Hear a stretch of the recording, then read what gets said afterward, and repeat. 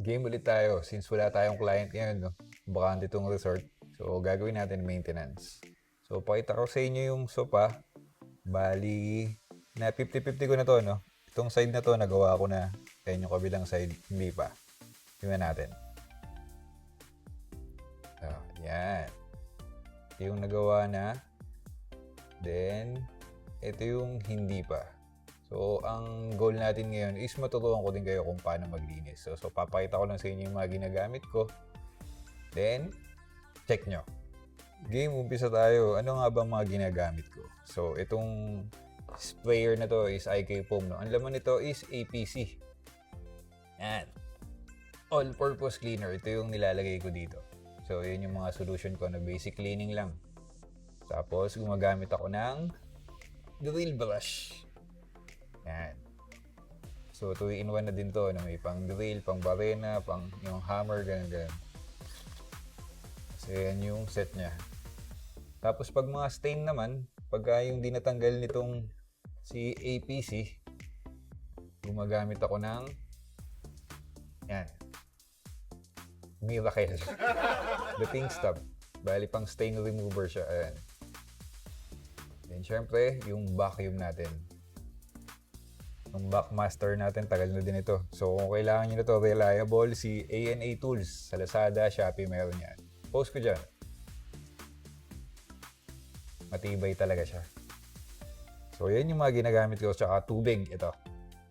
I-spray din ako tubig. So, unang process ko is mabilisan lang. Gagamitan ko siya ng IK Foam. So, check ulit natin, no? So, ito yung nagawa na. And ito hindi pa. So, papansin nyo yung stain, no? So, hindi ko na mapapakita kung paano ko siya tinanggal o yung natanggal na. Basta ito yung result niya, tapos ito yung gagawin pala. Kung baga, mabilisan lang to para makita nyo lang kung paano. So, una, mag-spray ako ito. So, APC yan, no? So, bali, una pala na vacuum ko na to, no? Yung dry vacuum lang. Tapos ngayon, nag-wet na tayo eh. So, i-extract natin yan using ito. Pero bago yan, gagamitan natin siya ng drill brush. So, ito. Ayan. So, ganito lang.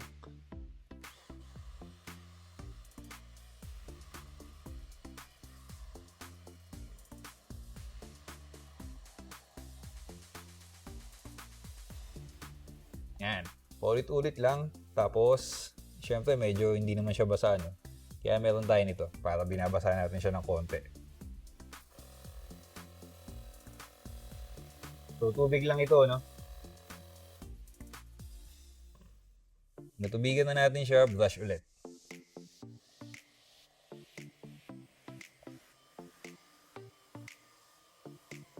So, sample lang ito, no? Pag sa actual talagang medyo matatagal lang kayo dito. Pero madali lang gawin. Ulit-ulit lang hanggang sa mawala yung mga stain nyo. So, for example, na-brush nyo siya na mabuti, no? Tapos, proceed tayo kay extraction. So, ito na yun. Si Backmaster. Switch on lang natin. Ayan, teka lang.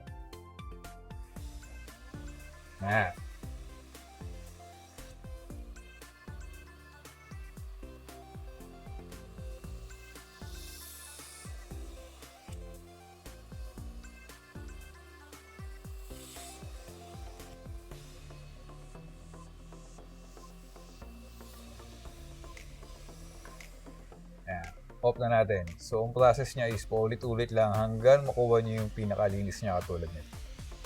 So, yun lang. Pagka may question kayo, message lang kayo. Tulungan ko kayo. Hiling natin yan eh. Mag-share ng nalalaman lalo na sa paglilinis. Ayun lang. Ganyan tayo sa Maison Villa. Kailangan maganda at malinis yung mga gamit natin. Yeah! Ito na yung result. Pakita na natin since natapos na natin. So, ayan siya. Malinis na ulit. Ayun lang. Maraming salamat.